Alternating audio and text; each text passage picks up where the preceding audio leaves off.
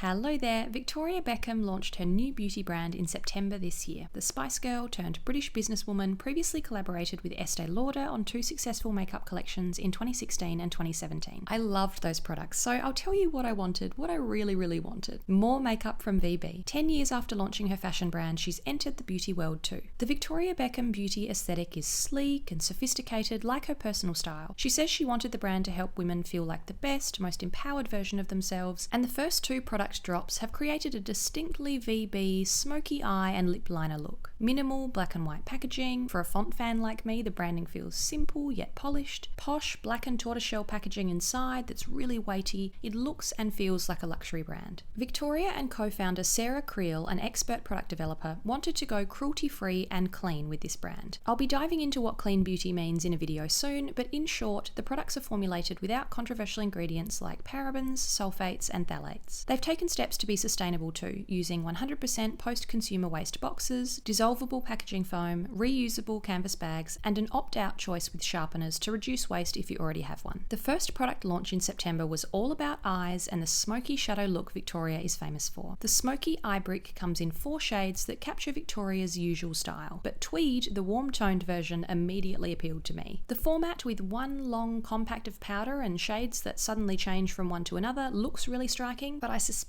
the edges will blur more over time and it could get a bit messy. The 4 shades are Caramel, Cashmere, Oxblood, and Rust in a satin matte finish. Caramel is described as a toasty beige, and it's a great soft warm shade swept all over the eyelid. Nice and pigmented, but the darker shades are where the pigment seems to be a bit more patchy in my compact. Cashmere, the chocolate brown, starts out quite faint, but you can layer more if you really press into the powder. And Oxblood, the deep plum, has a similar starting point, but even as it intensifies, the colour doesn't seem as consistent or creamy as Caramel above. Let me know if you've noticed anything similar with the darker shades in your palettes if you've tried these. Rust, the shade that particularly drew me to this, is back to a creamier, more pigmented look. It is quite dramatic, but a very subtle wash of this colour all over the eye is stunning. Each of the shades complement each other really nicely, but also stand alone for one at a time use. The Satin Kajal liner has been the standout product for me. This creamy, pigmented pencil comes in 3 shades, and I chose 2. Bronze is described as a golden brown with shimmer. It's a shade Victoria uses in her waterline as an alternative to black, and that slight shimmer catches the light. It's got quite an olive tone to it to me, more of a greeny bronze than the really warm golden bronze I was expecting. Bordeaux is really what I'm into. A rich, deep burgundy, and exactly the sort of shade I love as an alternative to black because it makes your eyes pop, particularly green eyes like mine. You can see this one is a flat matte compared to bronze. The creamy texture is so easy to blend for a smudged, imperfect look with your fingers, but there's also a little blending sponge on the other end, so you can achieve the same effect but have it look slightly more precise and neat. Then the lid lusters take your VB look from day to night with a lot of sparkle. This is a soft pressed powder, but it's so creamy. The formula is over 60% pearlescent pigments, and because it's so soft, they recommend leaving the little disc on top to protect it. There are 4 shades, infused with and inspired by different crystals for their healing and protective energy. Not something I personally believe in, but each to their own, and it means they have a lot of sparkle. Blonde looks quite white in the pot, so I thought this could be almost an eyeshadow topper, but it has such a bold yellow gold reflex. It looks particularly nice in the inner corners of the eyes to open them up. Mink is called a taupe brown, but it's actually a lot darker in person than I thought it would be. You can see just how pigmented these are and also how soft. I picked up a bit too much of this one, so you only need a very light swipe with your fingertip in the pot. This one has a mix of gold and silver pearl reflex that really catches the light. The second product drop in October, a month after the brand launched, was all about a perfect pout. Victoria released 6 lip definer pencils to capture her contoured, full lip look. Particularly impressed by the shade range. 6 nudes that aren't just variations on very fair nudes, there's a gradient of shades to suit very light to very dark skin, or you can pick the colours that appeal to you. I chose shade number 2 because it's VB's perfect natural lip tone, and I was intrigued to see what that would look like on me. As I suspected, Victoria seems to have lips that naturally have quite a lot of colour to them, because this is fairly deep on me. It's described as a neutral beige brown, but it's quite warm on my skin tone. The texture is very creamy and smooth, so it's nice and easy to work with. I also went for shade number 4 for more of a 90s Spice Girl brown. It's called a rosy brown and is such a nice deep, almost terracotta shade. I actually rarely line my lips because it looks a bit harsh on me, but I love taking a lip liner colour and shading it all over instead for a long wearing look with some balm on top. Both of these are easy to smudge out with your fingers for a more subdued finish too. Then the Bitten lip tint was what I was really looking forward to. A super sheer, just bitten lip colour called Bisou in a deep rosy tone. The doe foot is angled so it runs along your lips nicely. It looks like a deep purpley berry when it comes out of the tube, but it applies more like a soft blackberry. It's definitely got more of a brown tone than I expected, but I really like this kind of shade. It has a super light texture and doesn't feel sticky or dry, but I've used a couple of other liquid lip tints like this before that tend to cling to any dry patches on my lips. This one didn't do that as much as others, like the Dior lip tattoos for instance, but it still hung around a bit on the inside of my lips. Please share any of your application tips or how you prep your lips before applying a product like this. Michelle Wong mentioned on her channel that the taste is slightly like licking an envelope, and I agree, not an ideal flavour, but it also doesn't bother me too much. The most recent product launch, which I haven't pulled the trigger on yet, is a cell rejuvenating priming moisturiser created in collaboration with Augustinus Bader, the German professor and scientist behind the highly sought after high-end products, the Cream and the Rich Cream. VB's version almost sounds like it's a luxury, more scientific Glossier priming moisturiser, which I love, and if it's anything like her Morning Aura cream for Estée Lauder, I need to give it a go. I'd love to hear if you've tried it. Let me know your thoughts on Victoria Beckham Beauty. Is it what you expected from her? Have you tried any of the products? What would you like to see next? I've read that there's more skincare, fragrance, and even some wellness products on the way, but first, please give us some lipsticks and cream blushes. What would be on your Posh Spice product wish list? Thanks for watching. See you next time.